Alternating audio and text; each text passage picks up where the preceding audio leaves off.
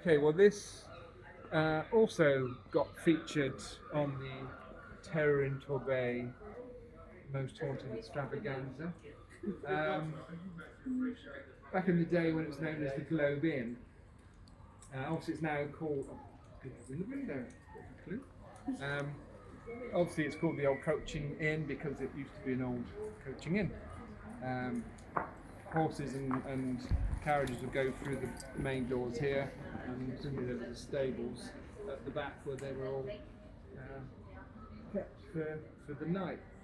Now we were lucky in this instance, even after Most Haunted had been here, we introduced ourselves to the then owners and they were happy for us to come in and investigate.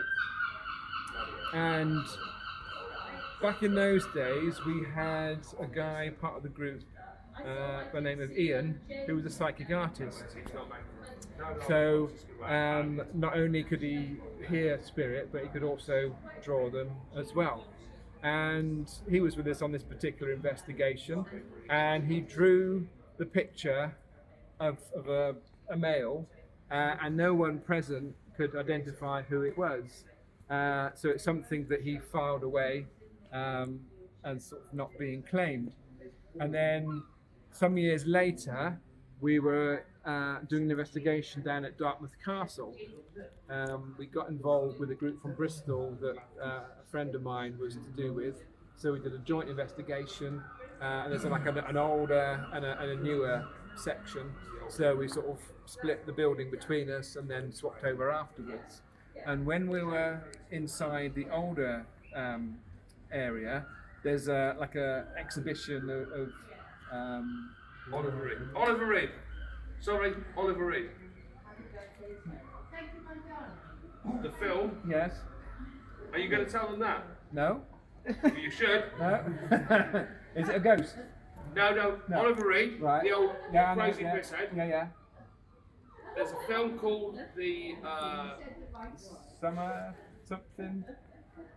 Well, it was called The Girl Getters. All right. But Okay. also, they marketed it in America. Yeah, there you go. I'm the mayor of Brixham. Okay. Not really. Just a pisshead. No, this place was the first place they filmed. For the start of that film, it's called The Girl Getters. Oliver Reed was in this bloody pub. Thank you very much. Anyway, Right. trust me, proper Yes. information. Very good. Thank you. I'm a proper Brixham boy. Right. Okay. Yeah. Checks in the post. Yeah. Anyway, so we were down at Dartmouth Castle, and they had this museum display of like Francis Drake and other sort of well-known pirates, because apparently this was a pub they used to frequent back in the day. And Ian then got quite excited because he recognised one of the people that he'd drawn when he was here, and he was one of Francis Drake's contemporaries, so an old sea dog and possibly an old pirate. And as I said, this is where they all used to hang out when they came to Brixham. So, presumably when we did our investigation here, we were rubbing shoulders with this old pirate. So that was interesting. No. You're not supposed to get any further. No. But yeah.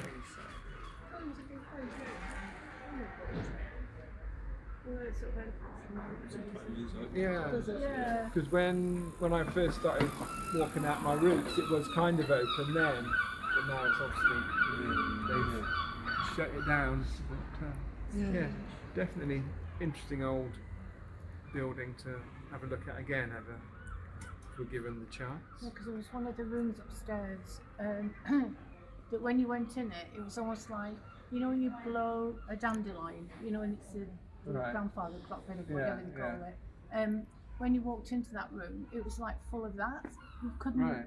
You could not get anything to settle in there. It was just sort of like all over the place all the time. Right.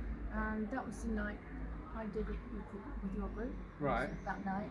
And then we went, there was some stairs at the back, and it went to what we think was like a servant's quarter or something at one point. Right. And there was a young girl up there who'd had a really bad time up there, I think.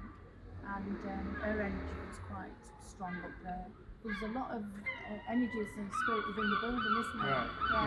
Yeah. Which makes you wonder what it's like living there now. You know, does anything happen? Or, yeah. Maybe that's why it doesn't stay very long. Because people don't like it. Yeah. An odd energy, maybe. Yeah. Yeah. Okay, that's